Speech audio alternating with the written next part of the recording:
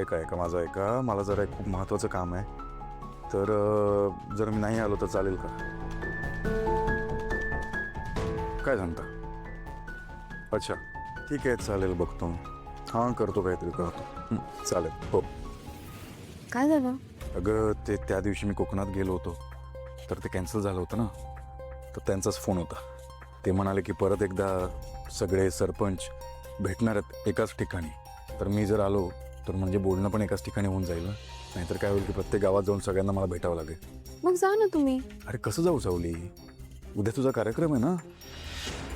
माझा नाही, तारा मॅडमचा कार्यक्रम आहे. मी फक्त त्यांच्यासोबतच आहे. आणि खरं तर हे तुम्ही त्यांना सांगायला हवं आहे. हां मी बोलतो तिच्याशी. मला असं वाटतं की मी पण तुमच्यासोबत यायला हवं आहे, कारण तुम्ही कंपनीच्या कामासाठी जाताय आणि माझं कर्तव्य आहे तुमच्यासोबत येणं. नाही नाही नाही नाही, हे बघ, तारासाठी तू खूप लकी आहेस आणि उद्याचा कार्यक्रम तारासाठी खूप महत्त्वाचा आहे.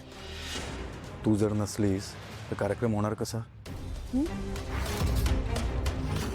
अगं नाही म्हणजे तुझ्याशिवाय तिचा रियाज नाही होऊ शकत, कार्यक्रम कसा होणार? तू नको येऊ, तू जा. हे ते समजून घेता तुम्ही. तू मला कधी समजून घेणार? असं का म्हणताय? मग आपलं काय आपलं? बाळ.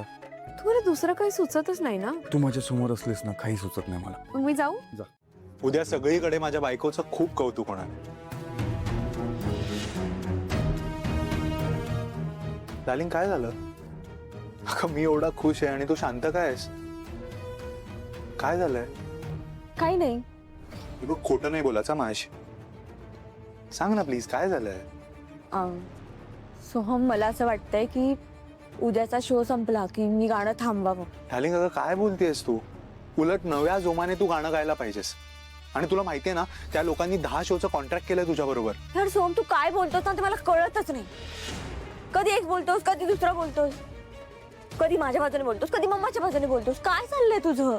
माझी इच्छा नसताना मला हे सगळं करावं लागतं. कंटाळा आलाय मला या सगळ्याचा. असं वाटतं मी हे सगळं सोडून ना लांब पळून जाऊ. माझ्या मनात नसताना हे सगळं करावं लागणार आहे मला. शांत हो प्लीज. या सगळ्याचं टेन्शन येत आहे मला. टेन्शन? बाबा,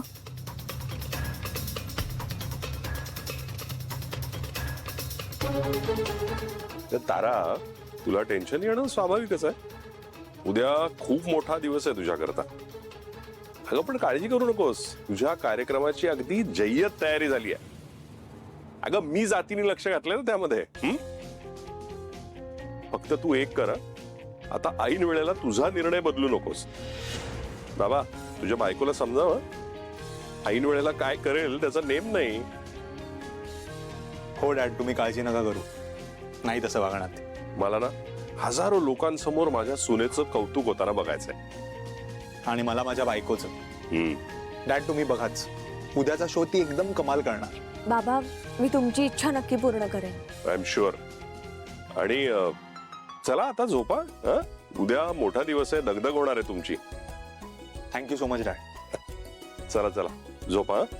गुड नाईट. Good night. बघितलंस डार्लिंग, सगळे तुझा शो कधी एकदा सुरू होणार आहेत याची वाट बघताय. आणि तू? आणि मी संपण्याची.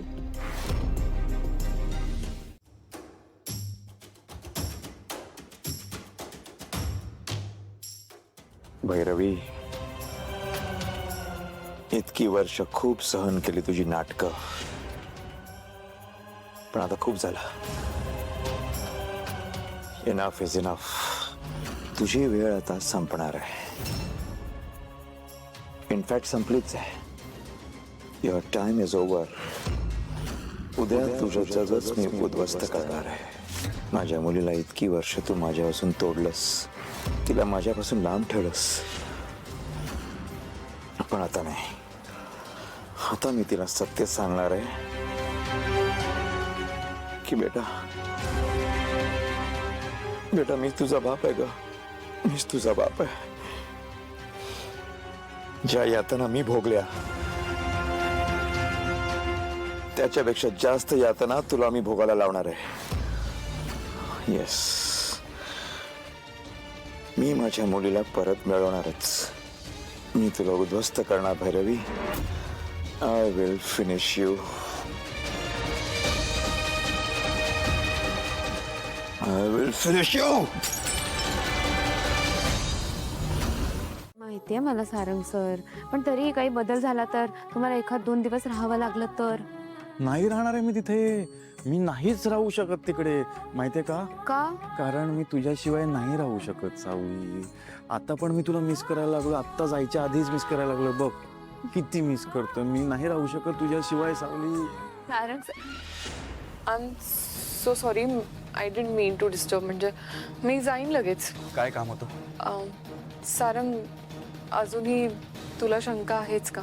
नाही म्हणजे सदाशिवने सांगितलं ना की मी त्या प्लॅनमध्ये इन्व्हॉल्व नव्हते. राजकुमार दादा इन्व्हॉल्व होता, त्याने सगळं केलं. हे बघ वहिनी, जोपर्यंत पोलीस मला स्वतःहून काही सांगत नाही तोपर्यंत मी कुठलाही निर्णय नाही घेऊ शकत. ठीक आहे, नो प्रॉब्लेम.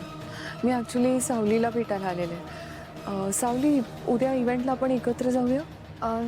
नको, म्हणजे मला आणि तारा मॅडमला आधी जावं लागेल ना तयारी करायला. मग मी पण येते ना, म्हणजे मी पण तयारीमध्ये हेल्प करेन, माझी मदतच होईल तुला.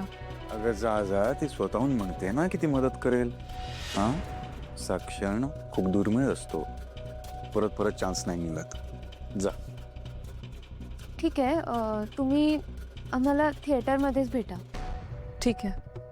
आणि सॉरी टू डिस्टर्ब यू.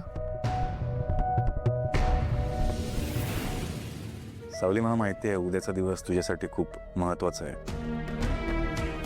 त्यामुळे मी तुझ्यासाठी एक सरप्राईज प्लॅन केलं आहे. काय? काय सरप्राईज आहे ना ते? मग कसं सांगू? उद्या कळेल.